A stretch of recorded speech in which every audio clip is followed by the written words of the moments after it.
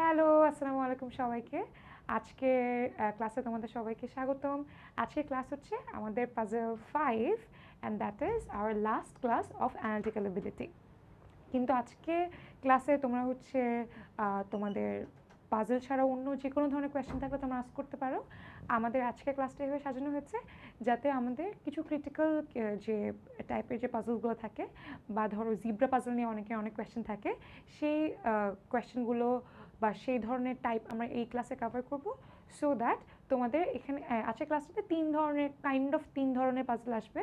So প্রত্যেকটা difficulty level ভালোই একটু বেশি। সো চিন্তার কোনো কারণ নেই, আমরা ভেঙে ভেঙে বোঝার ট্রাই করব এবং স্টেমটা অনেক ভালোভাবে বোঝার ট্রাই করব সো দ্যাট আমাদের কোনো আন্ডারস্ট্যান্ডিংয়ের প্রবলেম না থাকে। আমার যদি আন্ডারস্ট্যান্ডিংয়ের প্রবলেম না থাকে তাহলে আমাদের সলভ করতে প্রবলেম হবে না। So without any further edu let's get into it. So চলো আমার পাজল শুরু করে দেই। প্রথমেই দেখো আমাদের অ্যানালিটিক্যাল রোড ম্যাপটা, আজকে যেহেতু আমাদের লাস্ট ক্লাস, সো আজকে আমাদের পাজল 5, সো এর মাধ্যমে শেষ হয়ে যাবে আমাদের অ্যানালিটিক্যাল এবিলিটির ক্লাসগুলো। তো নেক্সট হচ্ছে আজকের ক্লাসটাতে আমরা একটু হার্ড পাজল সলভ করবো এবং আমরা একটু জিব্রা পাজল সলভ করবো। জিব্রা পাজল নিয়ে অনেকে আমাকে অনেক কোয়েশ্চেন করে যে জিব্রা পাজল তারা পারছে না করতে, তারপরে আন্ডারস্ট্যান্ডিং ক্লিয়ার না and a lot of stuff, but zebra পাজলটা কীভাবে ধরো সহজেই সলভ করা যায় এবং কোন কোন জিনিসগুলো মাথায় রাখলে জিব্রা পাজলটা সলভ করা তোমাদের জন্য সহজ হয়ে যাবে, সেই জিনিসগুলো নিয়ে আজকে ক্লাসটা সাজানো হবে। সো চলো আমরা দেখি। প্রথমেই আমরা এই পাজলটা সলভ করব। আচ্ছা, সো এই পাজলটা হচ্ছে একটু ডিফারেন্ট আর হচ্ছে আন্ডারস্ট্যান্ডিংটা একটু ক্লিয়ার করাটা ইম্পর্টেন্ট, কিন্তু মোর ইম্পর্টেন্টলি তোমার যে জিনিসটা এখানে না করলেই না সেটা হচ্ছে এই পাজলটাকে ভিজুয়ালাইজ করা বা তোমার এখানে তোমার বুঝতে হবে, লাইক তুমি যাতে পাজলটাকে চোখের সামনে দেখতে পারো বা তুমি যাতে জিনিসটা বুঝতে পারো যে ঘটনাটা কীভাবে হচ্ছে, তো তুমি এটা ভিজুয়ালাইজ যদি না করতে পারো, জিনিসটা যদি তুমি না বুঝতে পারো কীভাবে ব্যাপারটা ফাংশন করতেছে, তাহলে পাজল তুমি সলভ করতে পারবে না। সো চলো আমরা ব্যাপারটা বোঝার চেষ্টা করি যে পাজলটা আসলে কীভাবে হয়েছে।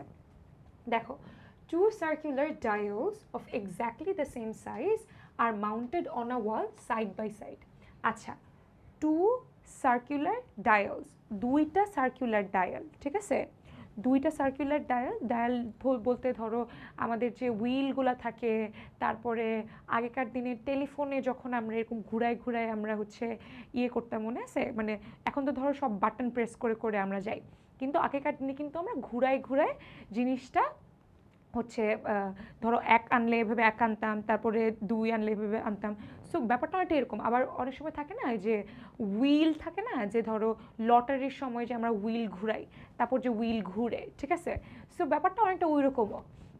সো এখানে আমাদের কি বলেছে, টু সার্কুলার ডায়ালস, দুইটা সার্কুলার এরকম ডায়াল, তারা হচ্ছে তাদেরকে একটা ওয়ালে হ্যাং করে দিছে বা তাদেরকে একটা ওয়ালে তাদেরকে টাঙাই দিছে, ঠিক আছে, দুইটা সার্কুলার ডায়াল পাশাপাশি। হ্যাঁ, এখন দেখো, in such a way that their perimeters touch at one point. Perimeter বলতে আমরা কি বুঝি? পেরিমিটার বলতে আমরা বুঝি পরিসীমা, ঠিক আছে, ওদের যে পরিধিটা, সেই পরিধিটা একটা জায়গায় টাচ করছে, ঠিক আছে। সো আমি যদি ব্যাপারটাকে ভিজুয়ালাইজ করি, জিনিসটা কেমন হচ্ছে দেখো, এটা একটা সো এই যে দুটো সার্কুলার ডায়াল, সেই সার্কুলার ডায়ালটা একটা পয়েন্টে তারা টাচ করে বা স্পর্শ করে একজন একজনকে, ঠিক আছে, পয়েন্টটা হচ্ছে এইটা, রাইট। তারপর দেখো, আমি ধরে নিচ্ছি এটা হচ্ছে আমাদের ডায়াল 1 আর এটা হচ্ছে আমাদের ডায়াল 2।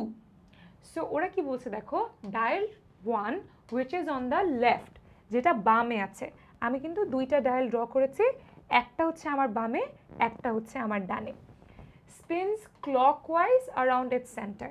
ধরো এটা হচ্ছে আমার সেন্টার, এটা হচ্ছে আমার সেন্টার, এটা ক্লকওয়াইজ মোশনে যায়, হ্যাঁ, ক্লকওয়াইজ মোশনে এমন করে করে ঘুরতেছে, ঠিক আছে। ক্লকওয়াইজ বলতে আমরা কি বুঝি, ঘড়ির কাঁটা যেভাবে ঘুরে, ঘড়ির কাঁটা কীভাবে ঘুরে, ঘড়ির কাঁটা ধরো এমনি ঘুরে, রাইট, 1 থেকে 2-এ যায়, 2 থেকে 3-এ, 3 থেকে 4-এ, 4 থেকে 5-এ, 5 থেকে 6 এইভাবে যায়, right.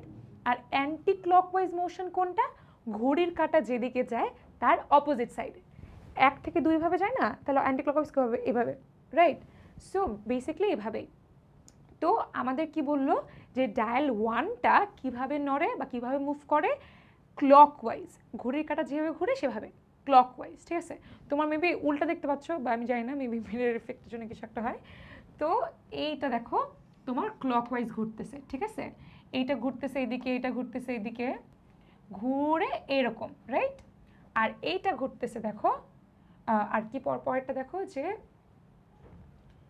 and dial 2 which is on the right spins counter clockwise. counter clockwise মানে হচ্ছে অ্যান্টি ক্লকওয়াইজ। সো ডায়াল 1টা কিভাবে ঘুরছে, ক্লকওয়াইজ, অ্যান্ড ডায়াল 2টা ঘুরতেছে হচ্ছে অ্যান্টি ক্লকওয়াইজ। সো তোমার একটা এইভাবে আর একটা হচ্ছে তোমার হ্যাঁ এইভাবে, ঠিক আছে। সো তোমার এইটা এই দিক দিয়ে যদি ঘুরে, এইটা ঘুরবে হচ্ছে তোমার এ দিক দিয়ে, আর ক্লকওয়াইজ হলে ঘুরতো এ দিক দিয়ে, বুঝতে পারলাম। সো তোমার দুইটা ডায়ালের বাম পাশে যে ডায়ালটা সেটা ঘুরছে হচ্ছে ক্লকওয়াইজ, এবং ডান পাশে যে ডায়ালটা সেটা ঘুরছে হচ্ছে অ্যান্টি ক্লকওয়াইজ, ডায়াল 1 ডায়াল 2, ঠিক আছে। এখন এটা যদি আমি একটু ভিজুয়ালাইজ করি, জিনিসটা এমনভাবে ঘুরবে, দেখো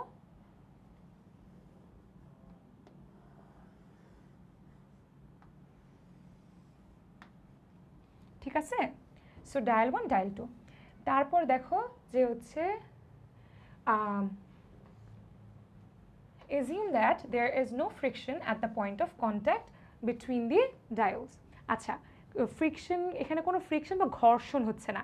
ঘর্ষণ হলে কি হতে পারে, একটা জিনিসের মুভমেন্টকে আরেকটা জিনিস ধরো চেঞ্জ করে দিতে পারে, মোশনটা চেঞ্জ করে দিতে পারে, অথবা তারা সংঘর্ষে হয়ে তারা মানে ধরো ছিটকে গেল, ঠিক আছে। এরকম কোনো কিছু হচ্ছে না এখানে, তারা ইন্ডিপেন্ডেন্টলি তাদের মোশনে মুভ করছে, বুঝতে পারছি। সো এটা নেক্সট দেখো, each dial has marked on its perimeter 3 points that are at equal distance around the perimeter from each other. দেখো আবার দেখো কি বললো, each dial has marked on its perimeter. each dial has marked on its perimeter. প্রত্যেকটা dial এটার পরিধিতে mark করছে, ঠিক আছে। এটা যদি এটা পরিধি হয়ে থাকে, এই পরিধিটাতে মার্ক করছে, ওকে। সো কি মার্ক করছে দেখো, 3 points that are at equal distances around the perimeter. 3টা পয়েন্ট মার্ক করছে, যে 3টা পয়েন্ট একটার থেকে আরেকটা ইকুইডিস্টেন্ট বা সমদূরবর্তী। একটা সার্কেলের পরিধি যদি 9 হয়ে থাকে, 3টা পয়েন্ট যাবে 3 3 3-এ, যাতে তারা ইকুইডিস্টেন্ট বা সমদূরবর্তী হয় এবং একটা পয়েন্ট আরেকটা পয়েন্টের থেকে ইকুয়াল দূরত্বে থাকে, বুঝলাম। আচ্ছা, দেখো কি লিখছে এখানে, এই যে and the perimeter from each other, ঠিক আছে, এটুকু বুঝতে পেরেছি। নেক্সট দেখো, going clockwise on each other, আচ্ছা, going clockwise on each dial, the points marked on dial আর ডায়াল 1, এটা কিন্তু আই না, dial 1 are N O and P, and points marked on the dial 2 are X Y and Z. এটার মানে কি, যে তোমার ডায়াল 1-এ যদি আমি ক্লকওয়াইজ বিন্দুগুলো বসাই, তাহলে বিন্দুগুলো যাবে এইভাবে এন ও পি, এবং ডায়াল 2-তে যদি আমি ক্লকওয়াইজ বিন্দুগুলো বসাই, তাহলে পয়েন্টগুলো যাবে এক্স ওয়াই অ্যান্ড জি। হ্যাঁ, কিন্তু আমার কিন্তু ডায়াল যে 2টা সেটা কিন্তু ক্লকওয়াইজ ঘুরে না, সেটা ঘুরে হচ্ছে অ্যান্টি ক্লকওয়াইজ। হ্যাঁ, কিন্তু বিন্দুগুলো কথা যেটা বলেছে, বিন্দুগুলো কিন্তু ক্লকওয়াইজ বসানো হয়েছে। সো তোমার ডায়াল 2-এর movement anti clockwise, but dial 2-এর পয়েন্টগুলো যদি আমি দেখি এক্স ওয়াই জি, ওরা ক্লকওয়াইজ বসতেছে, ঠিক আছে। সো আমি এটা এঁকে ফেলি, আঁকলে আমাদের কনসেপশনটা অনেকাংশে ক্লিয়ার হয়ে যাবে। আচ্ছা, সো এখানে যদি এরকম হয় যে ও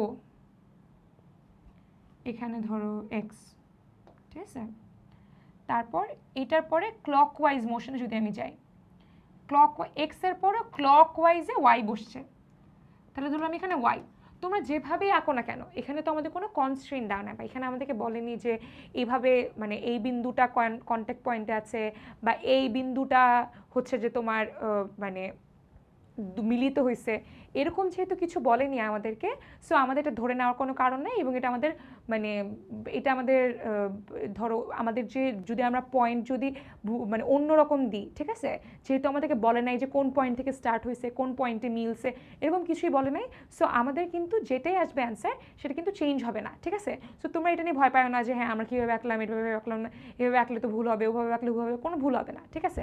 আচ্ছা দেখো, সো এক্স ওয়াই কিন্তু মাথায় কোন জিনিসটা রাখতে হবে যে ক্লকওয়াইজ মোশনে তোমার পয়েন্টসগুলো বসাতে হবে এবং কোন পয়েন্টের পর কোন পয়েন্টটা আসতেছে এই জিনিসটা মাথায় রাখতে হবে, ঠিক আছে। আচ্ছা দেখো, তারপর দেখো এক্স ওয়াই জি, রাইট। আর এটা হচ্ছে যে তোমার এনওপি, রাইট। সো এনওপি ছিল, সো আমি যদি ক্লকওয়াইজ মোশনে বসাই তাহলে N O P, right. So তোমার X Y Z N O P, right.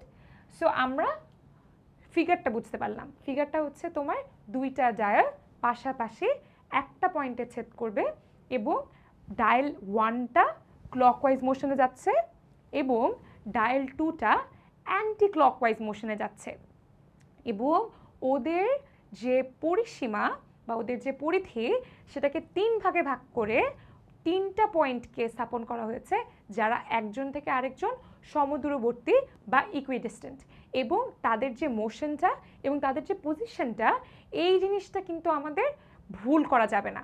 তুমি কোন জিনিসটা থেকে ধরো যদি তোমার কোনো কনস্ট্রি না দেওয়া থাকে বা যদি তোমাকে শর্ত না দেওয়া থাকে তাহলে তুমি যে কোনো পয়েন্টে তুমি বের করতে পারবা, কিন্তু কোন জিনিসটা ভুল করতে পারবা না, পজিশনটা ভুল করতে পারবা না, মোশনটা ভুল করতে পারবা না। তাইলে তুমি যেভাবে আঁকো না কেন তোমার কোয়েশ্চেনটা মিলবে ইনশাল্লাহ, ঠিক আছে।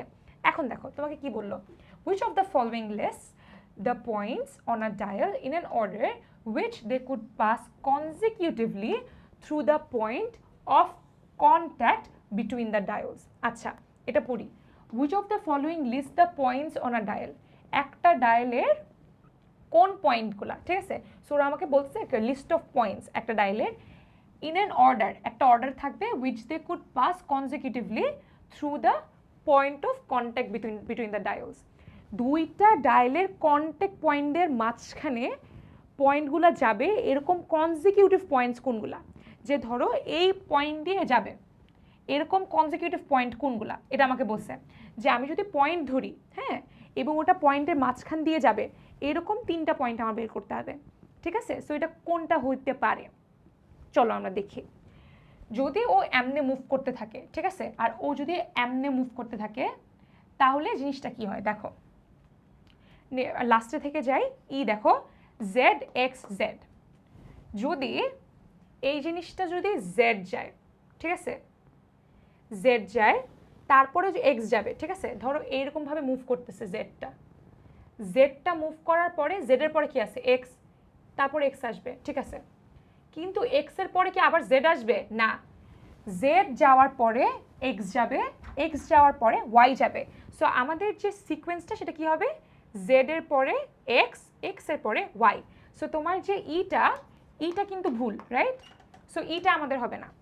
তারপরে নেক্সট দেখো অপশনটা Y X Z, Y X Z দেখো যদি ওয়াই এ যায়, ওয়াই এ যাওয়ার পরে তোমার জেড যাবে, জেড এ যাওয়ার পরে তোমার এক্স যাবে, তোমার কিন্তু ওয়াই এর পরে এক্স যাবে না। ওয়াই যদি ক্রস করে, ঠিক আছে, তখন কিন্তু নেক্সট পয়েন্টটা হচ্ছে জেড, জেডটা এইভাবে ঘুরবে, তারপর নেক্সট পয়েন্টটা হচ্ছে এক্স, এক্সটা এইভাবে ঘুরবে। সো তোমার ওয়াই এর পরে জেড, জেড এর পরে এক্স, কিন্তু অপশনে কি আছে, অপশনে আছে ওয়াই এর পরে এক্স তারপর জেড, এই সিকোয়েন্সটা কিন্তু ভুল, ঠিক আছে। তোমরা কি ব্যাপারটা ভিজুয়ালাইজ করতে পারতেছো, ভিজুয়ালাইজ করতে পারলে তোমাদের হাফ প্রবলেম সলভ হয়ে যাবে। নেক্সট দেখো তাহলে এটাও কাটা, তারপর দেখো এক্স জেড ওয়াই, এক্স যদি ক্রস করে এক্স এর পরে কিন্তু ওয়াই আসবে, জেড আসবে না, হ্যাঁ। সো তোমার এক্স পাস করার পরে তোমার ওয়াই আসবে, ওয়াই ক্রস করার পরে তোমার হচ্ছে জেড আসবে। সো এটা কিন্তু ভুল, এটাও ভুল, ঠিক আছে। আচ্ছা একটু বেশি কাটাকাটি করে ফেলতেছি, একটু মুছে আমার ঠিক, ও মাই গড, হ্যাঁ। সো তোমার সবগুলো কেটে দিচ্ছি, হ্যাঁ, এটা ভেরিফাই করলাম, এটা ভুল, এটা ভুল, এটাও ভুল। তারপর দেখো ওপিও, হ্যাঁ, যদি ও পাস করে ও এর পরে কি পি আসবে নাকি এন আসবে, ও এর পরে আসবে হচ্ছে এন, রাইট। সো তোমার ও এর পরে তোমার এন আসবে, এন এর পরে তোমার পি আসবে। সো এখানে ওরা কি বলতেছে, ও এর পরে পি আসবে, কিন্তু না, ও এর পরে পি আসবে না, ও এর পরে এন আসবে, এন এর পরে পি আসবে। সো দেখো আমরা কিন্তু বাই ডিফল্ট অ্যান্সারটা পেয়ে গেছি, that is option A, that is O এর পরে এন, এন এর পরে পি। ঠিক আছে? সো সো এখন দেখো ও চলে যাবে, পাস করে চলে যাবে, দেন এন, দেন পি। কেন এরকম হচ্ছে? কারণ এটা হচ্ছে আমাদের ক্লকওয়াইজ মোশনে ঘুরতেছে, রাইট? সো আমরা ক্লিয়ার হইলাম। দুইটা তুমি হচ্ছে মোশনটা খেয়াল করবা যে কিভাবে যাচ্ছে, হ্যাঁ, এবং একটা পয়েন্টের পরে এইটার নেক্সট পয়েন্ট কোনটা, ওই পয়েন্ট ক্রস হওয়ার পর ওর নেক্সট পয়েন্ট কোনটা, এবং ও যে মোশনে যাচ্ছে সেই মোশনটা তোমার ধরতে হবে। তাহলেই তোমার কি হবে, তুমি জিনিসটা সলভ করতে পারবা যদি ভিজুয়ালাইজ করতে পারো। So answer is A, right? Answer হচ্ছে তোমার এ। চলো নেক্সটে মুভ করি। If points O and G are just meeting at the point of contact. আচ্ছা চলো আমরা হচ্ছে এই একটু ফিগারগুলো এঁকে নিই, তাহলে আমাদের সুবিধা হবে। Clockwise, clockwise, clockwise, anti clockwise, anti clockwise, anti clockwise. ঠিক আছে? এখন ওরা কি বলছে দেখো, O, if points O and Z are just meeting at the point of contact between the dials, and if dial 1, আচ্ছা এটুকু কি বলছে যে তোমার এই যে দুইটা ডায়ালের মাঝখানে যে মিলিত বিন্দুটা ছিল সেটা হচ্ছে তোমার O ডায়াল 1 এর জন্য এবং Z ডায়াল 2 এর জন্য। সো ওদের মিটিং পয়েন্টটা আমাদেরকে দিয়ে দিছে। ঠিক আছে? দুইটা ডায়াল প্যাডের মাঝখানে যে মিটিং পয়েন্ট বা মিলিত বিন্দু সেটা ডায়াল 1 এর জন্য হচ্ছে ও এবং ডায়াল 2 এর জন্য হচ্ছে জি। চলো আমরা এটা এখানে এঁকে ফেলি, ও এন্ড জি, রাইট? তারপর এখন দেখো তোমার এখানে বিন্দু তাহলে আমি স্থাপন করে দিতে পারবো, কারণ আমি জানি যে আমাদের ডায়াল 1 এর জন্য আমার ক্লকওয়াইজ মোশনে বিন্দু কীভাবে বসতেছে, এন ও পি, এবং ডায়াল 2 এর জন্য ক্লকওয়াইজ মোশনে আমার বিন্দু কীভাবে বসতেছে, এক্স, ওয়াই অ্যান্ড জি। দেখো ওয়াই, আচ্ছা তাহলে এটা হচ্ছে ধরো এখানে তোমার এক্স বসবে, এক্স এর পরে তোমার এখানে ওয়াই বসবে, ওয়াই এর পরে এখানে জি বসবে, তারপরে এখানে ধরো তোমার এন, এন এর পরে তোমার ও বসবে, তারপর এখানে পি বসবে। বুঝতে পারছি? সো এটা কিন্তু আমাদের ড্র করে ফেললাম আমরা, হ্যাঁ। এখন দেখো, এখন আবার কোয়েশ্চেন আসি।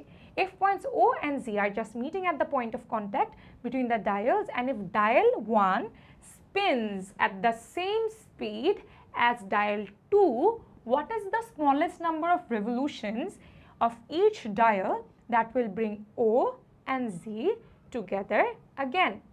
এটার মানে কি দেখো, যদি ওদের দুইটা ডায়ালের মিলিত বিন্দু ও এবং জি হয় এবং ডায়াল 1 এবং ডায়াল 2 যে স্পিডে বা যেই দ্রুতিতে তারা ঘুরছে বা মুভ করতেছে সেটা যদি সেম হয়ে থাকে অথবা সমান হয়ে থাকে, তাহলে কোন পয়েন্টে এই যে ও আর জি আবার মিট করবে? বুঝতে পারছি? কোন পয়েন্টে অ্যাজ ইন কতবার ঘুরে, রেভলিউশন মানে কি, রেভলিউশন মানে হচ্ছে কয়টা চক্কর দিতে হবে তার, মানে তুমি কিন্তু একটা ঘূর্ণন কিন্তু কতটুকু হয়, এই পয়েন্ট থেকে ঘুরে এসে আবার যখন এই পয়েন্টে আসে তখনই একটা ঘূর্ণন হয়, রাইট? সো তোমার এই যে চাকা, ধরো এটাকে চাকাই বলা যায়, হ্যাঁ। সো এই চাকা এখান থেকে তো ও আর জি ওদের মিলিত বিন্দু, রাইট? এখান থেকে যদি ওরা ঘোরা শুরু করে এবং ওরা যদি সেম স্পিডে ঘুরতে থাকে, তাহলে ওরা কিন্তু এই পয়েন্টে এসে আবার মিট করবে, তাই না? কিন্তু এই পয়েন্টে মিট করতে আসলে তাদের কয়বার পুরো একটা রাউন্ড দিতে হবে। ও এখান থেকে এখানে আসবে, এখান থেকে এখানে আসবে, এখান থেকে আবার এখানে আসবে, তারপরে তো আবার ও হবে। দেখো এটা এমনি এমনি এমনি এমনি এমনি যেতে থাকবে। ও এর পরে এন আসবে, ও এর পরে এন আসবে, এন এর পরে পি আসবে, তারপর আবার ও আসবে। এই পয়েন্ট ওতে কয়টা রিভলিউশন হবে বা কয়টা ঘূর্ণন হবে? একটা, একটা। কারণ তোমার ও, পি আর এন এইটা পুরাটা কিন্তু একটা সার্কেল, একটা পরিধি, হ্যাঁ। ও যদি ও থেকে ঘুরে আসে আবার ওতেই ব্যাক করে, তাহলে ঘূর্ণন কয়টা হচ্ছে এখানে? একটা। সো এখানে তোমার ও আর জি যেহেতু একটা পয়েন্টে আছে এবং সেম স্পিডে আছে, মোস্ট ইম্পর্টেন্টলি, হ্যাঁ, তো যখন আমার এই যে হুইলটা বা এই যে আমার ডায়াল প্যাডটা ও একবার ঘুরে আসবে, ও কিন্তু একবার ঘুরেই আসবে। আর যেহেতু ওদের মিলিত বিন্দু হচ্ছে ও আর জি, সো ওরা একসাথে ঘুরেই আবার এক ঘূর্ণন শেষে আবার মিট করবে। বুঝতে পারলাম? সো ওদের যদি ওরা আবার মিট করতে চায় এবং ওরা ওই পয়েন্ট থেকেই শুরু করে, তাহলে ওদের ঘুরে আসতে বা আবার দেখা হইতে ও আর জেড বিন্দুতে একটা ঘূর্ণনই প্রয়োজন। সো তোমার অ্যান্সার হচ্ছে 1। আই হোপ তোমরা বুঝতে পারছো। নেক্সটটাতে যাই। If points N and Y are just meeting at the point of contact between the dials, and if dial 1 spins at the same speed as dial Z, dial 2, আচ্ছা কি বলছে এখানে, if points N and Y are just meeting at the point of contact। আচ্ছা চলো আমরা আবার হুইলসগুলো এঁকে ফেলি। বাই দিস টাইম এখন আমার মুখস্থ হয়ে গেছে। দেখো জিনিসটা কিন্তু এভাবে ঘুরতেছে, রাইট?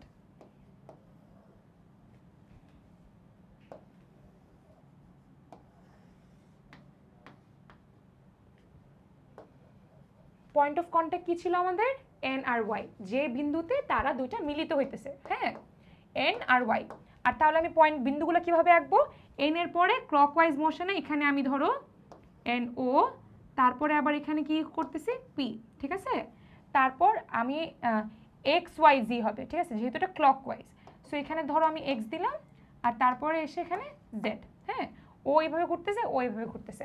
সো আমাদের পয়েন্ট অফ কন্ট্যাক্ট বা আমাদের যে মিলিত বিন্দু সেটা আমরা এঁকে ফেললাম, এবং আমাদের যে মোশন ছিল সেই মোশনটাও আমরা এঁকে ফেলছি। সো এখানে কিন্তু আমাদের মোটামুটি আঁকাআঁকির কাজ শেষ। এখন আমরা দেখি যে and if dial 1 spins at the same speed as dial 2, which of the following pairs of points will also meet in the course of the next full revolution of the dials?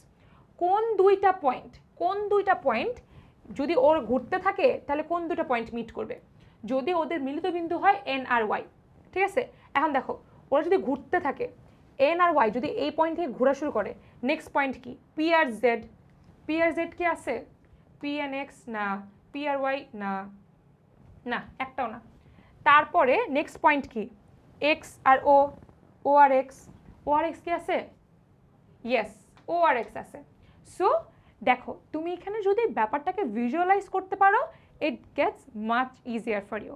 তোমার এখানে ওরা ঘুরে ঘুরে ঘুরে ঘুরে আসতেছে, ওরা এই পয়েন্টের পরে কিন্তু ঘুরে আবার নেক্সট যে পয়েন্টের জোড়াটা তারা একত্রিত হবে, তারপরে আবার একত্রিত হবে। কেন?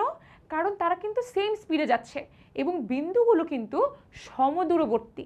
সো ওরা যে ঘুরে ঘুরে আসতেছে আবার সেম বিন্দুতে আবার একরকম হচ্ছে, তারপর আবার সেমে যাচ্ছে, আবার সেম, আবার সেম। সো তোমার কিন্তু এখানে কি হচ্ছে? ঘুরে ফিরে সেমই হয়ে যাচ্ছে। সো তোমার যে পয়েন্টগুলো, যে জোড়াটা, সেই জোড়াটা তোমার কি করতে হবে? ধরতে হবে, এবং সেই জোড়াটা কিন্তু আমাদের অ্যান্সার। সো আমরা কিন্তু যখন এলিমিনেট করতে যে আমি দেখছি যে আমার ও আর এক্স ছিল আমার জোড়া, সো আর ও এক্সকে আমি নিয়ে ফেলছি। সো দেখো ও আর এক্স, ঠিক আছে? আচ্ছা নেক্সট কোয়েশ্চেনে চলে যাই।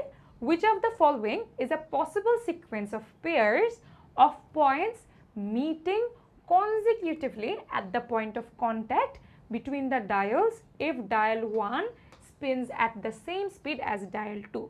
আচ্ছা দেখো ওরা এখানে কি বললো, যে যদি ডায়াল 1 এবং ডায়াল 2 সেম স্পিড অথবা সেম দ্রুতিতে ওরা ঘুরে, তাহলে কোন দুইটা পয়েন্টে, মানে তোমাকে এখানে দুইটা জোড়া দিতে হবে যে এই জোড়ায় মিট করার পরে তারা এই জোড়ায় মিট করতে পারবে। হ্যাঁ, এবং এটা কনজিকিউটিভ হইতে হবে অথবা একটার পরে ওইটার পরেই হইতে হবে। এমন না যে মাঝখানে যদি কোনো ব্রেক থাকে বা পজ থাকে অথবা মাঝখানে একটা জোড়া চলে আসছে, এরকম না।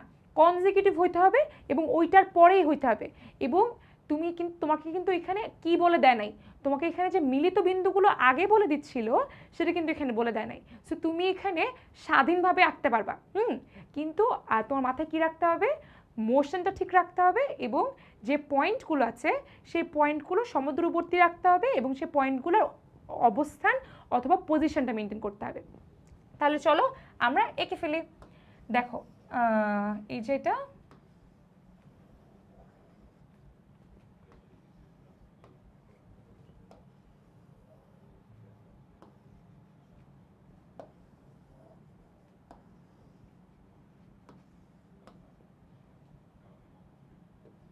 আচ্ছা এখানে ধরো, এখানে আমি ধরলাম N O P X Y Z, ঠিক আছে। সো এখানে এটা এটা হয়ে গেল। এখন দেখো তোমাকে ওরা কি বলতেছে যে কোন পয়েন্টে মিল হওয়ার পরে ওরা আরেকটা মানে কোন দুইটাতে হবে, ঠিক আছে, আমরা ধরে নিচ্ছি, ঠিক আছে।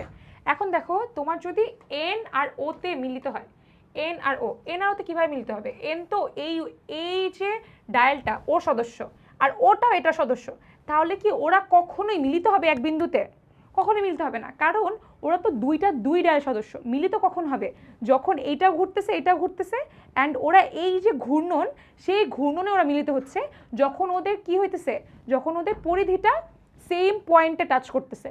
কিন্তু এটা সেম একটা ডায়াল, ঠিক আছে, একটা ডায়ালের জন্য কি হবে, একটা ডায়ালের জন্য কিন্তু এটা হবে না, ঠিক আছে। সো এটা কিন্তু তোমার এটা একদমই হবে না, কারণ এটা সেম ডায়ালের সদস্য। নেক্সট দেখো N and X followed by O and G. N আর এক্স ওরা যদি আসে, লেটস সে ওরা আসার পরে তোমার পি আর ওয়াই হবে নাকি ও আর জি হবে? তোমার ও আর জি হবে না। এখন দেখো তোমাকে কিন্তু ও আর জি, আমি যদি এন আর এক্স করি, পি আর ওয়াই এর পরে কিন্তু ও আর জি হবে, রাইট? কিন্তু তোমাকে এখানে কি বলছে, কনজিকিউটিভ হইতে হবে। যে তোমাদেরকে একটু আগে বলতেছিলাম যে তোমার যদি কোনো পয়েন্ট মাঝখানে বাদ হয়ে যায়, তাহলে কি এটা কনজিকিউটিভ হবে? কনজিকিউটিভ হবে না কিন্তু। সো তোমার এখানে কনজিকিউটিভ হওয়ার জন্য তোমার এখানে পি আর ওয়াই হইতে হবে। আচ্ছা গেল। তারপর দেখো O and X followed by N and X. O আর এক্স, ও আর এক্স, ও আর এক্স এর পরে কি হয়? ও যদি ও এর পরে পয়েন্ট কি? যদি ও হয়, ও যদি যায়, ও এর পরের পয়েন্ট কি? এন। যদি এন যায়, ও সরি কই, ও আর এক্স আর followed by N N X. O এর পরের পয়েন্ট কি? এন। আর এন আর এক্স এর পরের পয়েন্ট কি? এক্স এর পরের পয়েন্ট হচ্ছে ওয়াই, ঠিক আছে। সো তোমার এখানে কি দিছে দেখো, ওরা O and X followed by N and X না। এখন দেখো এক্স কি চেঞ্জ হবে না? এক্স কি ওখানে বসেই থাকবে? বসে থাকবে না তো, ও তো ঘুরবে, ঠিক আছে। সো যদি তোমার হয়তো ও আর এক্স এর পরে পয়েন্ট হইতে পারতো এন আর ওয়াই, ঠিক আছে। সো এইটা হবে না, সো এটাও কাটা, এটাও কাটা। এখন দেখি পরেরটা, দেখি আমরা ও অ্যান্ড ওয়াই। আচ্ছা ও যদি যায়, ও যদি ঘুরে আসে, তাহলে ও এর পরের পয়েন্টটা কি হবে? ধরো ও ঘুরে যাচ্ছে, হ্যাঁ, ও ঘুরে গেলে ও এর পরের পয়েন্ট হবে এন। আর এখানে কি বলছে যে এন সরি, এখানে কি বলছে? এন আর জেড। সো যদি এন যায়,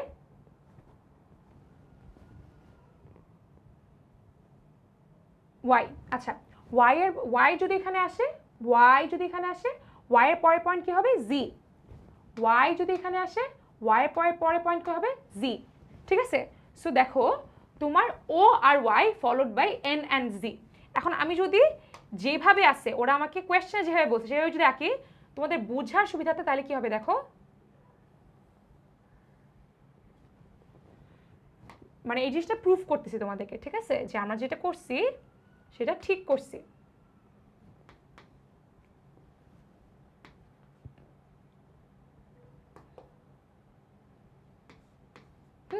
জিনিসটা আসলে এমন, ঠিক আছে।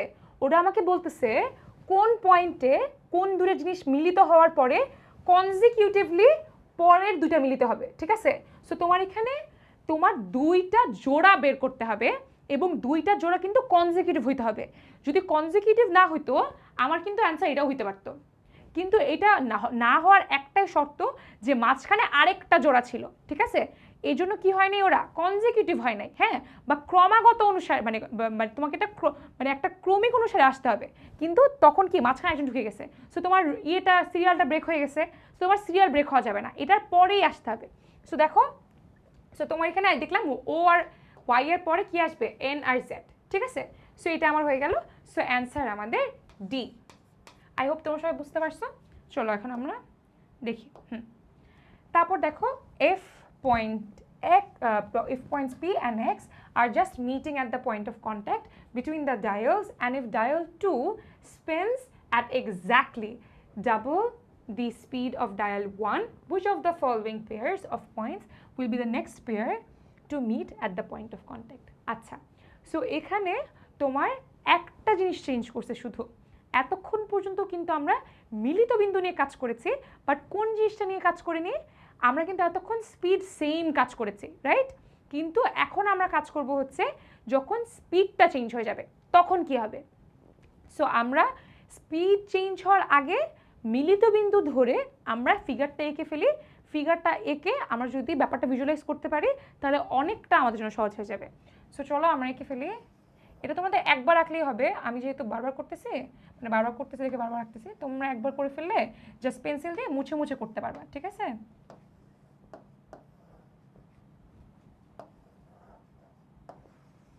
আচ্ছা, সো এখন আমরা দুইটা সার্কেল এঁকে ফেললাম, মোশন এঁকে ফেললাম, মিলিত বিন্দুটা বসায় ফেলি। মিলিত বিন্দু কোনটা? তোমার হচ্ছে পি আর এক্স। সো এখানে হচ্ছে তোমার পি আর এখানে তোমার এক্স। এক্স এর পরে হচ্ছে যে তোমার ওয়াই, ওয়াই এর পরে হচ্ছে তোমার জি, আর এন ও পি। তাহলে তোমার পি এন ও পি, ঠিক আছে? সো এখানে তোমাকে কি বলছে যে তোমার ডায়াল 1 কিন্তু তোমার বাম পাশেরটা, হ্যাঁ, আর ডায়াল 2 হচ্ছে তোমার ডান পাশেরটা। সো তোমার ডায়াল 1 হচ্ছে কি বলছে, কার স্পিড বেশি কার স্পিড কম। দেখো dial 2 spins at exactly double the speed of dial 1. Dial 2 হচ্ছে ডায়াল 1 যে স্পিডে ঘুরে তার ডাবল স্পিডে ঘুরে, বুঝতে পারছি? সো যদি ওদের মিলিত বিন্দু হয় পি আর এক্স, ওদের নেক্সট মিলন বিন্দু কোনটা হবে? সো যদি ও, এখন দেখো পি যদি এমনে ঘুরে, পি এর পরে কোন বিন্দুটা মিলিত বিন্দুতে আসবে? ও। এবং এই হুইল যতক্ষণে পি থেকে ওতে যাবে এই হুইলটা কিন্তু এক্স জেড ক্রস করে ওয়াই চলে যাবে। কেন? কারণ ওর যে দ্রুতি বা স্পিড সেই গতিটা ডায়াল 1-এর দ্বিগুণ। সো ও যতক্ষণে একটা এইটুকু ডিস্টেন্স কভার করতেছে, মানে দুইটা পয়েন্ট ডিস্টেন্স কভার করতেছে, ও ততক্ষণে আরেকটা পয়েন্ট সহ কভার করে ফেলতেছে। সো ও যতক্ষণে পি থেকে ওতে পৌঁছাচ্ছে ডায়াল 1, ততক্ষণে ডায়াল 2 জেড ক্রস করে ওয়াই পৌঁছায় যাচ্ছে। সো এখানে ওয়াই ওর সাথে ওয়াই এর দেখা হবে এই মিলন বিন্দুতে। কেন হইল এটা? কারণ তোমার ডায়াল 2 এর স্পিড এখন দ্বিগুণ। সো দেখো তোমার এখানে ও ওয়াই আছে না, ও ওয়াই নাই,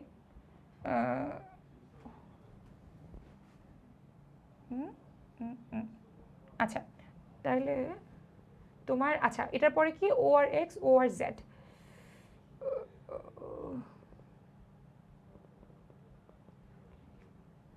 ওয়াই, তারপর N, spins exactly double the speed, O আর জেড। আচ্ছা দেখো তো N O P clockwise X, ও আচ্ছা আচ্ছা এটা একটু ভুল লাগছে, সরি এটা একটু ভুল লাগছে। এই যে সো আমাদের ক্লকওয়াইজ মোশনে কি ছিল, এক্স এর পরে ওয়াই, ক্লকওয়াইজ তো এইভাবে, রাইট? সো এক্স এর পরে ওয়াই, তারপর হচ্ছে আমাদের জি। সো আমাদের, সরি একটু এটা ঠিক করে দিচ্ছি। সো তোমাদের ফার্স্টে যদি তোমার পি থাকে তাহলে কি হচ্ছে এখানে, এইটার পরে ও যখন আসবে, রাইট, ও যখন আসবে তখন ওয়াই ক্রস করে জেড চলে আসবে। সো তোমার এখানে নেক্সট পয়েন্ট অফ কন্ট্যাক্ট হবে ও এবং জি, ঠিক আছে? সো চলো আমরা মিলাই ফেলি ও এন্ড জি, রাইট। তারপরে আমাদের 6 number question, if points P and Y are just meeting at the point of contact between the dials. আচ্ছা এখন আমাদের মানে কন্ট্যাক্ট পয়েন্ট কি, পি আর ওয়াই, এটা পি আর এটা হচ্ছে আমাদের ওয়াই, হ্যাঁ। সো তারপরে NOP, NOP X Y Z, এটা যাচ্ছে হচ্ছে ক্লকওয়াইজ, এটা যাচ্ছে হচ্ছে অ্যান্টি ক্লকওয়াইজ।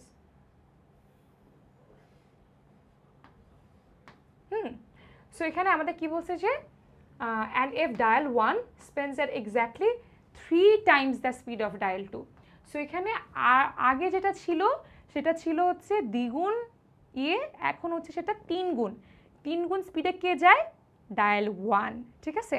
অ্যান্ড ডায়াল 2 এর চেয়ে ডায়াল 1 দ্বিগুণ মানে 3 গুণ দ্রুতিতে যায়, হ্যাঁ। এবং ওদের মিলিত বিন্দু এবার পি আর ওয়াই।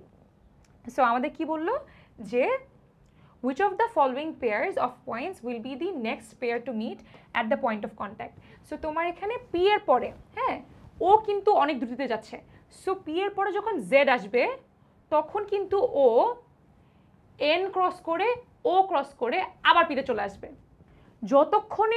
যতক্ষণে ডায়াল 2 একটা পয়েন্ট কভার করতেছে ততক্ষণে কিন্তু ডায়াল মানে না সরি যতক্ষণে ডায়াল 1 একটা বিন্দু কভার করতেছে, যতক্ষণে ডায়াল 2 একটা বিন্দু কভার করতেছে, দ্যাট ইজ তোমার ডায়াল 1 তো বেশি দ্রুতিতে চলতেছে।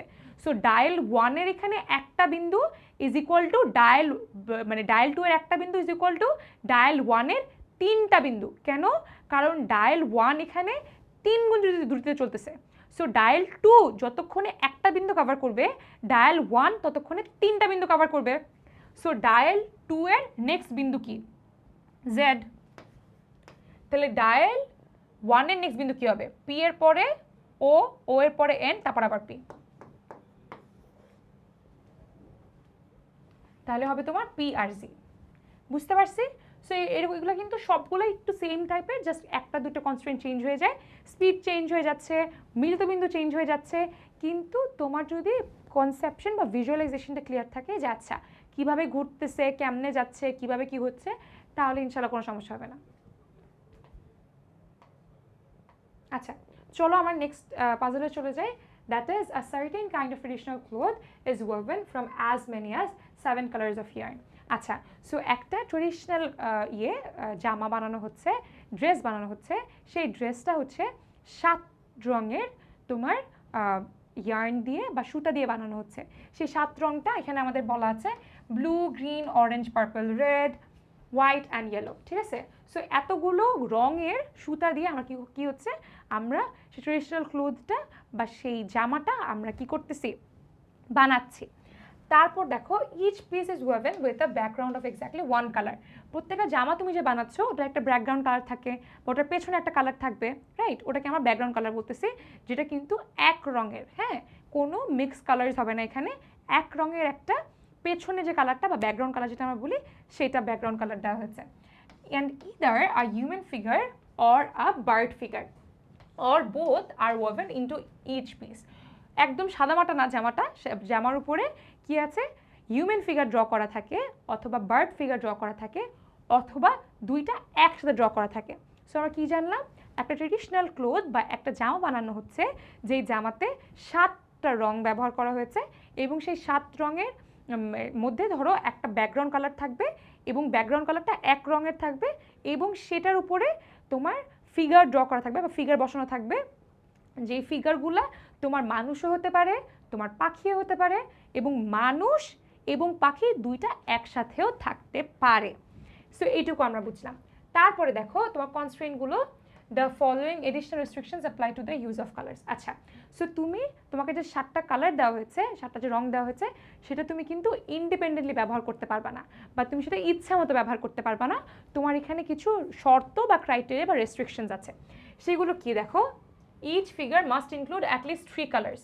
প্রত্যেকটা ফিগারে, এই দেখো আমি এখানে লিখেছি, ব্যাকগ্রাউন্ড একটা থাকবে, তোমার ফিগার ইদার তোমার হিউম্যান, বার্ড অথবা হিউম্যান প্লাস বার্ড, আর ফিগারে greater than or equal to 3টা কালার থাকবে। সো তোমার অ্যাট লিস্ট 3টা কালার হইতেই হবে, 3টা রং তোমার আসতেই হবে, ঠিক আছে।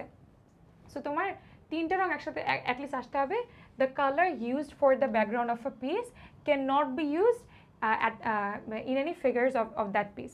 তোমার যেই রংটা তুমি ব্যাকগ্রাউন্ডে ব্যবহার করেছো সেই রংটা তুমি হিউম্যানেও ইউজ করতে পারবা না, সেই রংটা তুমি পাখিতেও ব্যবহার করতে পারবে না। অর্থাৎ তোমার যে ব্যাকগ্রাউন্ড কালার, সেই ব্যাকগ্রাউন্ড কালারটা এক রঙে হতে পারবে এবং সেই কালারটা অন্য কোথাও ব্যবহার করা যাবে না। সেই জিনিসটা আমরা কীভাবে লিখেছি দেখো, তোমার background colour should not be equal to তোমার মানে ফিগারের কালার। তোমার যেভাবে লিখতে স্বাচ্ছন্দ্য বোধ করো সেভাবেই লিখবা, বাট নিজের লেখাটাতে নিজেই আবার গরমিল বা ভুলে যেও না যে কী লিখতেছো। সো তোমার আন্ডারস্ট্যান্ডিংটা ক্লিয়ার হইলে হবে। Any two figures on a single piece can have at most two colors in common. আচ্ছা, যেটা বলছিলাম যে তোমার একটা হিউম্যানো থাকতে পারে, তোমার বার্ডও থাকতে পারে, ঠিক আছে, কিন্তু দুইটা একসাথে থাকতে পারে।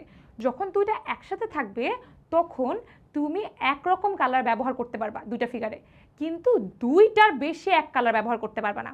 দুইটা অ্যাট মোস্ট মানে একটা ব্যবহার করতে পারবা, দুইটাও ব্যবহার করতে পারবা, আবার ব্যবহার নাও করতে পারো, বাট দুইটার বেশি এক কালার ব্যবহার করতে পারবা না। বুঝতে পারছি?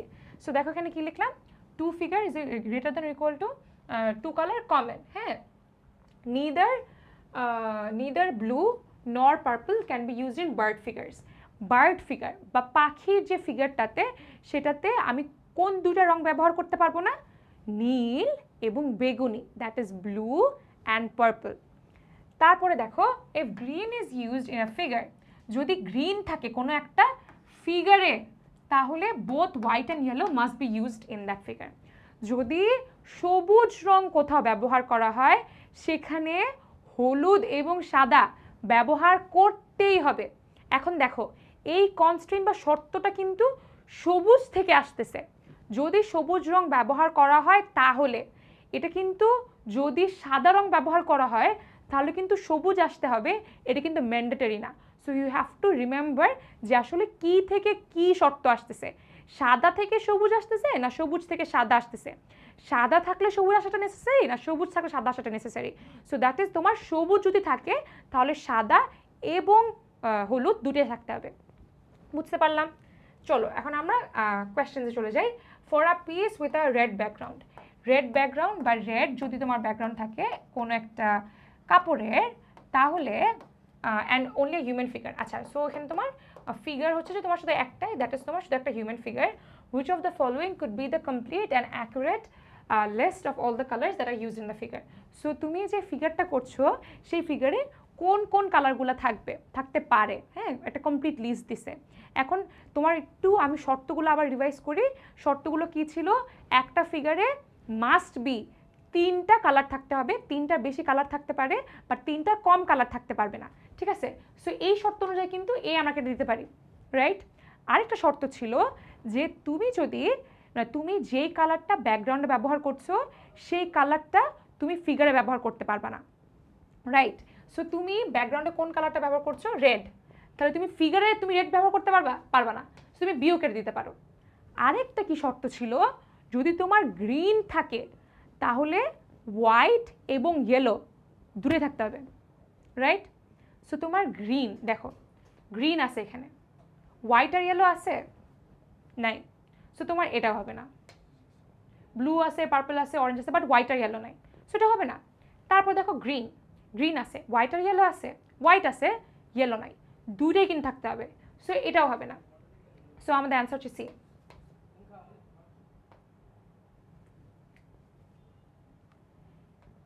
তারপরে number 2, for a piece with a white background and a bird figure only. আচ্ছা, সো এখানে আমাদের দুটো জিনিস বলে দিয়েছে, দ্যাট ইজ নাম্বার 1 ব্যাকগ্রাউন্ড। তোমার ব্যাকগ্রাউন্ড হচ্ছে তোমার হোয়াইট, হ্যাঁ, আর ফিগারটা হচ্ছে তোমার বার্ড। এখন আমাদের কি বলতেছে? Which of the following must be the colours used in the figure.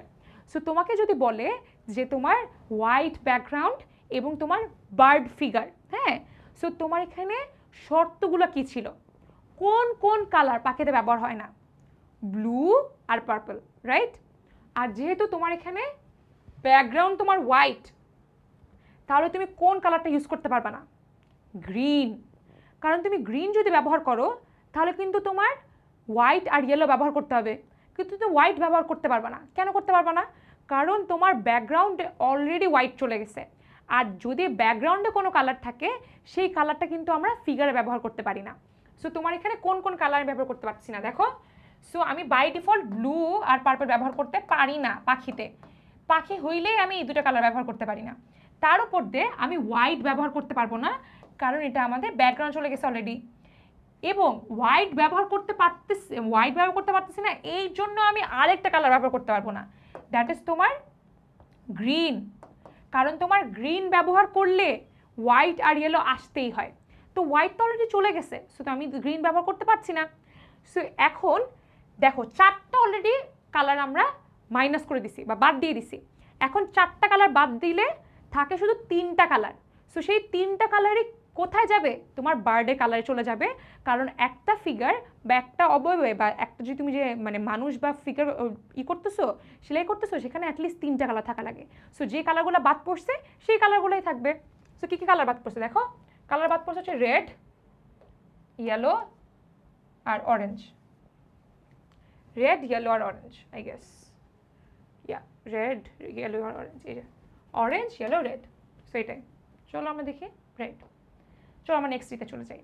For a piece with two figures that have exactly one color in common, the color could be any of the following except.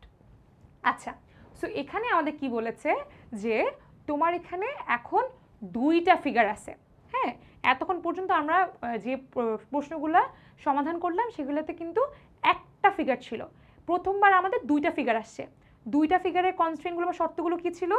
আমাদের মানে 2টার বেশি এক colour হওয়া যাবে না, কিন্তু এখানে already আমাদেরকে বলেই দিছে যে আমাদের কোনো কালারই নাই কমন, ঠিক আছে? সো ওদেরকে ও আচ্ছা আচ্ছা, হ্যাঁ কালার আছে কমন, একটা কালার কমন, ঠিক আছে? সো সেই কালার যে কোনো একটা কালার হইতে পারবে এক্সেপ্ট কোন কালারটা। আচ্ছা, এটা কিন্তু খুবই ইজি।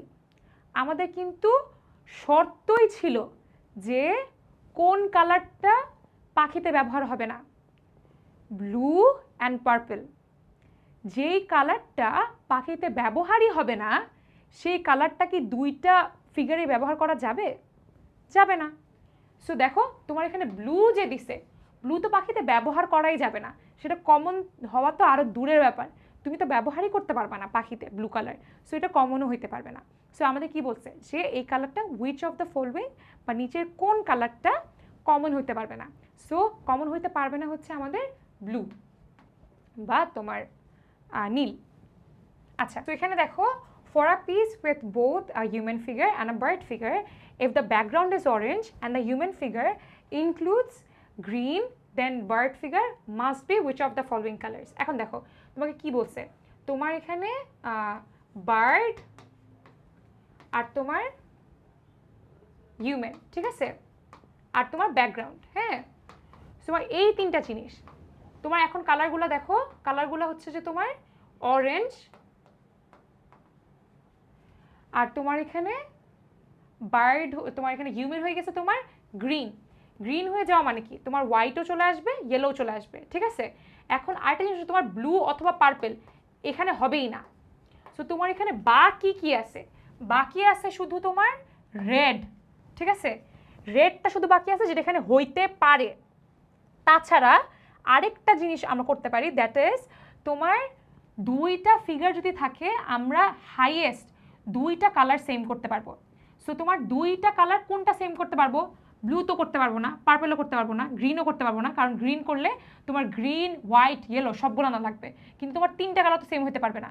সো তুমি এখানে হোয়াইট আনতে পারবা, ইয়েলো আনতে পারবা, হোয়াইট আর ইয়েলো, ঠিক আছে? সো তুমি এখানে দেখো ব্লু আনতে পারতেছো না, গ্রিন আনতে পারতেছো না, অরেঞ্জ অলরেডি তোমার ব্যাকগ্রাউন্ডে আছে, পার্পল হচ্ছে তো তোমার হবে না বার্ডে, রেড হচ্ছে তোমার আনসি, হোয়াইট আর ইয়েলো অলরেডি এখানে চলে গেছে কারণ তোমার হিউম্যানে গ্রিন আছে, ঠিক আছে? সো তোমার এখানে বার্ড তোমার রেড হবে আর তোমার বার্ডে হোয়াইট আর ইয়েলো আনতে হবে, কারণ অ্যাটলিস্ট 3টা কালার থাকতে হবে। সো তোমার অ্যান্সার হচ্ছে রেড, হোয়াইট অ্যান্ড ইয়েলো।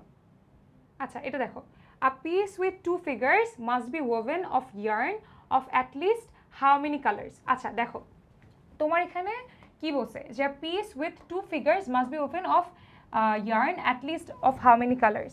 তোমার এখানে ফিগার আসবে হচ্ছে তোমার 2টা, ঠিক আছে? ফিগার আসবে হচ্ছে তোমার 2টা। ফিগার কোনটা কোনটা? একটা হচ্ছে যে তোমার বার্ড আর একটা হচ্ছে যে তোমার হিউম্যান, ঠিক আছে? সো তুমি তোমার সবচেয়ে কম নাম্বার অফ কালার্স দিয়ে তুমি যদি জিনিসটাকে মানে বানাইতে চাও বা তুমি যদি ব্যাপারটাকে সেলাই করতে চাও তাহলে কি হবে দেখো, তোমার এখানে প্রথমত তুমি 2টা সেম কালার নিতে পারবা, ঠিক আছে? এর বেশি সেম কালার তুমি নিতে পারবা না, এবং তুমি ব্যাকগ্রাউন্ডে একটা কালার রাখতে পারবা, ঠিক আছে? কিন্তু তোমার প্রত্যেকটা ফিগারে অ্যাট লিস্ট কয়টা কালার থাকতে হবে? 3টা কালার, ঠিক আছে? সো তোমার একটা এক্সট্রা নিতে হবে, 2টা কালার কমন থাকবে, একটা কালার এখানে আসবে, একটা কালার এখানে আসবে। সো তোমার 2, 3, 4 আর 5। সো তোমার মোট যে মিনিমাম নাম্বার অফ কালার্স সেটা হবে তোমার 5। কেন? কারণ 2টা ফিগারে তোমার 2টা কালার তুমি হাইয়েস্ট কমন নিতে পারবা, এর থেকে বেশি কালার তুমি কমন নিতে পারবা না। আর আরেকটা হচ্ছে তোমার একটা কালার রাখতে হবে তোমার ব্যাকগ্রাউন্ডে, এবং 2টা মানে প্রত্যেকটা ফিগারে কিন্তু মানে মানে তোমার অ্যাট লিস্ট কয়েকটা কালার থাকতে হবে? 3টা। সো আমি যদি 2টা কমন কালার নিই, তাও আমার একটা কালার নিতে হবে হিউম্যান ফিগারে, একটা কালার নিতে হবে বার্ড ফিগারে, এবং আমাদের মোট মিনিমাম নাম্বার অফ কালার্স কী হবে? 5টা, ঠিক আছে? সো তোমার এখানে প্রথমে হচ্ছে তোমার দুইটা হচ্ছে যে তোমার সেম, দেন তোমার একটা হচ্ছে ব্যাকগ্রাউন্ড এবং একটা হচ্ছে সেপারেট কালার্স, কারণ তোমার 3টা কালার হওয়াটা নেসেসারি। সো তোমার যে মানে তোমার লোয়েস্ট নাম্বার অফ কালার্স বা তোমার কত কম সংখ্যক কালার দিয়ে তুমি আসলে জামাগুলো বানাতে পারবা, দ্যাট ইজ 5টা রং, ঠিক আছে? সো দেখো এটা তোমার 5টা রং হবে। সো তোমার এখানে 5টা। তারপর দেখো, for a piece with 2 figures that have no colours in common, the background can not be which of the following colors? আচ্ছা দেখো, for a piece with 2 figures that have no colors in common, so তোমার এখানে দুইটা figure থাকবে, 2টা ফিগারে কোনো colour common নাই, ঠিক আছে? The background can not be which of the following colors? So তোমার এখানে যদি কোনো কমন কালার না থাকে তাহলে তোমার কি করতে হবে? কমন কালার যদি না থাকে এবং তোমার কাছে যদি 7টা কালার থাকে, তাহলে তোমার 3, 3, 1 ব্যাকগ্রাউন্ড সহ 7টা কালারই ব্যবহার করতে হবে, রাইট? তোমার বাকি যে তোমার কালার্সগুলো আছে সবগুলা কালারই ব্যবহারযোগ্য হইতে হবে। সো এমন একটা কালার তুমি যদি ব্যাকগ্রাউন্ডে ব্যবহার করো যেটার কারণে তুমি ফিগারে কালার ব্যবহার করতে পারতেছো না, তাহলে কিন্তু এটা হবে না। এরকম কোনো কনস্ট্রেন্ট আছে কি? চলো আমরা দেখি। হোয়াইট, দেখো হোয়াইট কি করে। হোয়াইটকে যদি আমি ব্যাকগ্রাউন্ডে ফালাই দিই তাহলে কি হবে? হোয়াইটকে যদি আমি ব্যাকগ্রাউন্ডে ফালাই দিই তাহলে তোমার যে গ্রিন, সেই গ্রিনটা কিন্তু তুমি ব্যবহার করতে পারবা না। কেন করতে পারবা না? কারণ তোমার গ্রিন যে কালারটা, সেই কালারটা কিন্তু হোয়াইটের সাথে সম্পর্কিত ওতপ্রোতভাবে, ঠিক আছে? সো তুমি যখন গ্রিন বা সবুজ রংটা তুমি ইউজ করতে পারতেছো না, কারণ তোমার একটা ফিগারে যদি তুমি গ্রিন কালারটা ইউজ করো তাহলে তোমার হোয়াইট কালারটা ইউজ করতেই হবে, কিন্তু তুমি হোয়াইট কালারটা তো ব্যবহার করতে পারতেছো না। কেন? কারণ তুমি হোয়াইট কালারটা তুমি অলরেডি ব্যাকগ্রাউন্ডে বসাই দিছো, এবং ব্যাকগ্রাউন্ডে তুমি যদি কোনো কালার বসাও তাহলে কিন্তু তুমি সেটা ফিগারে বসাতে পারবে না, ঠিক আছে? সো তোমার এখানে কি হইতেছে? একটা কালার বাদ হয়ে যাচ্ছে না, তুমি তো গ্রিন ইউজ করতে পারতেছো না। কিন্তু তোমার যেহেতু 2টা ফিগারের মধ্যে কোনো কালারই কমন নাই, তাহলে কিন্তু তোমার এই কালারটা ব্যবহার করতে হবে, কিন্তু আমি কালারটা ব্যবহার করতে পারতেছি না। তোমার অ্যান্সার হচ্ছে হোয়াইট, ঠিক আছে? কেন হোয়াইট? কারণ তুমি হোয়াইট কালারটা ব্যবহার করলে গ্রিন কালারটা ব্যবহার করতে পারতেছো না, রাইট? সো তোমার অ্যান্সার হচ্ছে হোয়াইট। আচ্ছা চলো আমরা, এটা হচ্ছে আমাদের জিব্রা পাজল।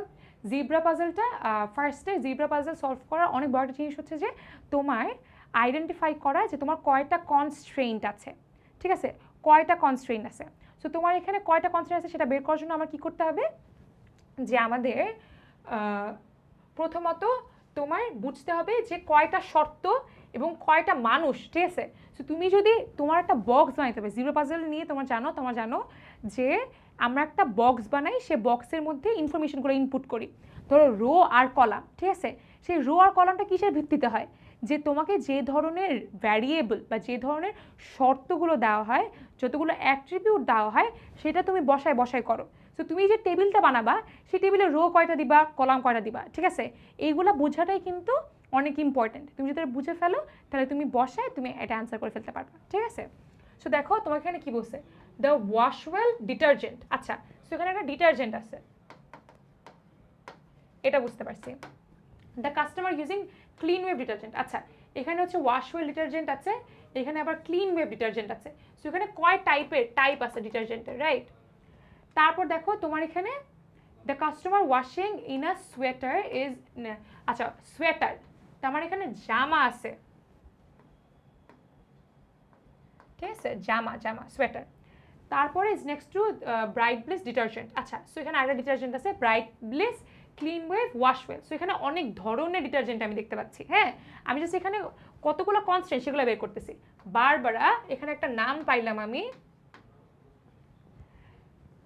তারপর হচ্ছে the customer carrying the black bag. আচ্ছা, সো এখানে একটা মানে সার্টেন কাইন্ড অফ ধরতে পারো এক্সেসরিজ বা ব্যাগ পাইছি। হ্যাঁ, তারপর দেখো the customer with the green bag. আচ্ছা, এখানে দেখো তোমার ব্যাগের কালার পাচ্ছি, গ্রিন ব্যাগ, ব্ল্যাক ব্যাগ, ঠিক আছে, ইজ ইন পজিশন 3। হ্যাঁ, the women with the white bag, আবার দেখো ব্যাগের কালার, হ্যাঁ, ইজ ইন পজিশন 2। এলিজাবেথ, আবার দেখো আমাদের নেম পাইলাম আমরা, ঠিক আছে। সো দেখো তারপর হচ্ছে যে তোমার the customer washing a blouse. এখন দেখো ব্লাউজ, একটু কি পাইছি, তোমার সোয়েটার, ঠিক আছে। সো এগুলো কিন্তু সব ফ্যাব্রিক, এগুলো সব জামা, ঠিক আছে। আবার detergent, the customer washing a jacket, এটাও কিন্তু তোমার জামা, জ্যাকেট, ঠিক আছে। সো তোমার এখানে position 3। Francis is in position 1। এখন দেখো তোমার কয়টা জিনিস আসলো এখানে। তোমার জিনিসগুলো হচ্ছে যে ফার্স্ট অফ অল তোমার নেম আসতেছে, হ্যাঁ, নামের নিচে ধরো তুমি কয়টা কনস্ট্রেন্ট আছে, তোমার নেম আসতেছে, তোমার ডিটারজেন্ট আসতেছে, তোমার ফ্যাব্রিক আসতেছে অথবা তোমার ড্রেস আসতেছে, আর তোমার শুজ আসতে, সরি শুজ না, তোমার ব্যাগ আসতেছে, ব্যাগ কি কালার, আর এখানে মানুষ কয়টা, পজিশন 3, পজিশন 2, পজিশন 1, আর তোমার লাস্ট পজিশন, তাহলে তোমার 4টা। সো 1, 2, 3, 4, এই 4টা মানুষকে নিয়েই তো সব বলা। সো তোমার দেখো কয়টা রো আর কয়টা কলাম হয়ে গেল, 4টা রো এবং 4টা কলাম। তুমি এটা সোয়াইপ করেও লিখতে পারো, বাট তোমার যে মেইন জিনিসটা বুঝতে হবে দ্যাট ইজ তোমার কনস্ট্রেন্ট কয়টা। কনস্ট্রেন্ট হচ্ছে তোমার এখানে 4টা, পজিশনও তোমার এখানে 4টা, বুঝতে পারছি? আচ্ছা দেখো,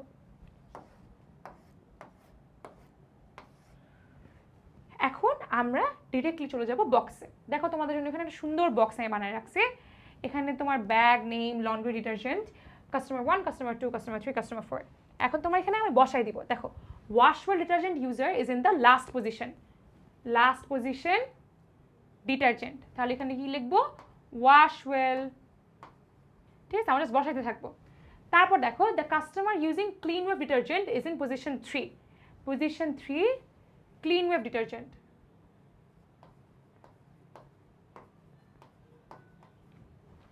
তারপর দেখো the customer washing a sweater is next to the bright bliss detergent user. এখন দেখো ব্রাইট ব্লিস এখানেও হতে পারে, এখানেও হতে পারে। সো আমরা এটা জানি না, সো আমরা এটা একটু স্কিপ করলাম। যেগুলো আমরা একটু কনস্ট্রেন্ট একদম এক্স্যাক্ট না, সেগুলো আমরা একটু স্কিপ করবো। Barbara is at one of the ends. So Barbara either এইখানে অথবা বারবারা ইদার এখানে অথবা এখানে, ঠিক আছে। সো এটাও এখন আমরা জানি না, সো এটাও আমরা একটু হাতে রাখতেছি। The customer carrying the black bag is in position 1। So তোমার এখানে ব্যাগ যে হবে, সে এই ব্ল্যাক ব্যাগ যে ক্যারি করতেছে সে ফার্স্ট পজিশনে চলে যাবে। তারপরে দেখো the customer with the green bag is in position 3। এই যে তোমার গ্রিন ব্যাগ, এই হচ্ছে পজিশন 3-তে, ঠিক আছে। তারপর দেখো the women with white bag is in position 2, white bag. এখন দেখো 3টা আমি লিখে ফেলছি, ব্ল্যাক, হোয়াইট, গ্রিন। এখন কোন জিনিসটা বাকি আছে দেখো তো, হোয়াইট ব্যাগ,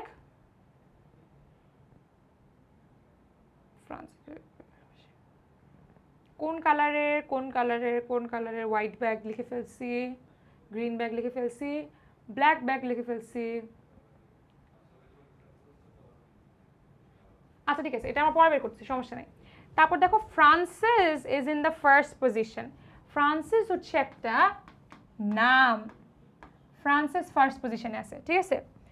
তারপরে দেখো তোমার এখানে কি বলছে, Elizabeth is using bright bliss detergent. and the woman with white bag is in position 2. আচ্ছা উপর থেকে আমরা দেখি the customer wearing a আচ্ছা the customer washing a sweater is next to bright bliss detergent user. এখন দেখো তোমার bright ব্লিসটা এইখানে অথবা এইখানে পড়ছে, রাইট? আর এখানে কি বলছে, আর নিচে থেকে যাই, এই যে এইটা দেখো আমরা এইটা বসায় ফেলতে পারবো। The customer washing a jacket is in position 3, laundry হচ্ছে জ্যাকেট পজিশন 3-তে। একদম একদম এক্স্যাক্ট কোনটা মিস করছি কিনা আমরা দেখি। এইটা বসায় ফেলছি লাস্ট পজিশনে ওয়াশওয়েল, তারপরে হচ্ছে ক্লিন ওয়েভ হচ্ছে তোমার পজিশন 3, তারপরে হচ্ছে sweater is next to bright bliss detergent. আচ্ছা সো এখানে তোমার ব্রাইট ব্লিস ডিটারজেন্ট আর সোয়েটার এটা এখানেও হইতে পারে, এখানেও হইতে পারে, আর সোয়েটার তোমার এখানেও হইতে পারে, এখানেও হইতে পারে, ব্রাইট ব্লিসটা এখানে হইতে পারে, এখানেও হইতে পারে। এই দুটো জিনিস আমি রাখলাম। সোয়েটার, আচ্ছা সোয়েটার এখানে লিখি, এটা সোয়েটার অথবা এটা সোয়েটার, আর ব্রাইট ব্লিস, ব্রাইট ব্লিস, ঠিক আছে? সো তোমার এখানে Barbara is at one of the ends. আচ্ছা যেহেতু ফ্রান্সিস অলরেডি চলে গেছে, সো বারবারা কিন্তু এখানে আসবে, কারণ বারবারা যে কোনো একটা কোনায়, ঠিক আছে? সো এখানে ওকে বসাই দিছি। তারপরে দেখো বারবারা চলে গেল। The customer carrying the black bag is in the first position, black bag first position দিয়ে ফেলছি। The customer with the green bag is in position 3 দিয়ে ফেলছি। The woman with the white bag is in position 2 দিয়ে ফেলছি। Elizabeth is using bright bliss detergent। আচ্ছা তোমার এখানে bright bliss detergent ব্যবহার হইলে এখন দেখো, এখন তুমি এটা বসায় ফেলতে পারবা। ব্রাইট ব্লিস ডিটারজেন্ট কি বলছে, ইউজিং ব্রাইট ব্লিস ডিটারজেন্ট। এখন দেখো এলিজাবেথ কিন্তু তোমার মানে এখানেও বসতে পারে, যেহেতু ও ব্রাইট ব্লিস, ও এখানেও বসতে পারে, এখানেও বসতে পারে, যেহেতু ব্রাইট ব্লিস এখানেও এখানেও, ঠিক আছে? কিন্তু ফ্রান্সিস তো অলরেডি এখানে চলে আসছে, ব্রাইট ব্লিস শুধু এই দুটো পজিশনে বসতে পারে, কিন্তু ফ্রান্সিস এখানে চলে আসছে, সো এলিজাবেথ এখানেই বসবে, মাস্ট বি, ঠিক আছে? সো আমি এখানে এলিজাবেথকেও বসায় দিচ্ছি, আর এখানে ব্রাইট ব্লিসটাও বসায় দিচ্ছি, এবং ব্রাইট ব্লিস যে আমি এখানে লিখছিলাম এই লেখাটা আমি তুলে দিচ্ছি। সো এখানে আমাদের কোনো সন্দেহ নাই। এবং ব্রাইট ব্লিসের সাথে আমাদের কি রিলেশন ছিল, the customer washing a blouse is using a bright bliss detergent. So আমার এখানে যে ব্লাউজ হবে সেই ব্লাউজটা আমার ব্রাইট ব্লিস দিয়ে হচ্ছে, সো এটাও বসায় ফেলতেছি, রাইট? আর এখানে কি বলছে যে ব্রাইট ব্লিসের সাথে আরেকটা সম্পর্ক ছিল, সেটা কি, the customer washing a jacket লিখেছি, the Francis in first position. আচ্ছা এটা কেটে দিই, যেগুলো যেগুলো আমরা করে ফেলছি সেগুলো কেটে দিই। দেখো